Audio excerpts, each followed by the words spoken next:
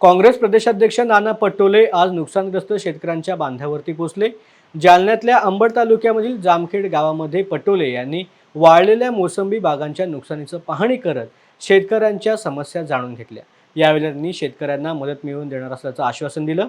महाराष्ट्राच्या 75% भागामध्ये दुष्काळी परिस्थिती असून सगळ्या मंत्र्यांचे फोन नॉट रिचेबल आहेत, त्यामुळे जनता बेजार आणि सरकार आरामात असल्याची टीका नाना पटोले यांनी केली। पाहणी दरम्यान काँग्रेस पदाधिकाऱ्यांसह शेतकरी मोठ्या संख्येने उपस्थित होते। भयावह दुष्काळ आहे। महाराष्ट्रामध्ये जवळपास 75% भागामध्ये दुष्काळाची भयावह परिस्थिती आहे। शेतकऱ्यांची पिकं वाळलेली आहेत हे आपण पाहतोच आहे, ते आपल्याला दिसते पण आहे। मग तुतीची शेती असो या आमच्या डाळिंबाची शेती असो, मोसंबीची शेती असो, संपूर्ण हे नगदी पीक आज वाळलेलं आहे। एक झाड उभं करायला याला 6 वर्ष लागतात।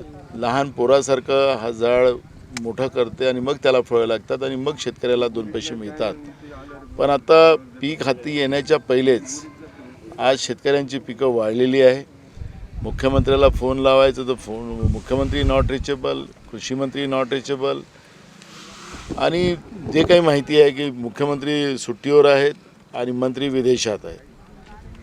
आज ही जी काही परिस्थिती आहे, ना पिण्याचं पाणी, ना जनावरांना चाऱ्याचं पाणी, जनावरांना चारा, आणि अशा परिस्थितीमध्ये जनता बेजार आणि सरकार आरामात, आणि म्हणून शेतकऱ्यांच्या आत्महत्या ज्या मोठ्या प्रमाणात वाढल्यात, आणि म्हणून काँग्रेसनी भूमिका याच्यामध्ये अशी घेतली की काँग्रेस स्वतः शेतकऱ्यांमध्ये जाणार, शेतकऱ्यांना धीर देणार की आत्महत्या कोणी करू नका।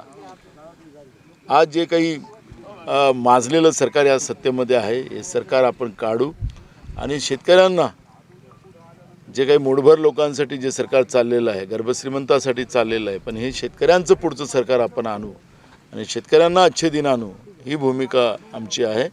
आणि म्हणून शेतकऱ्यांना धीर देण्यासाठी आणि ही सगळी परिस्थिती बघण्यासाठी मी इथं आलेलो आहे।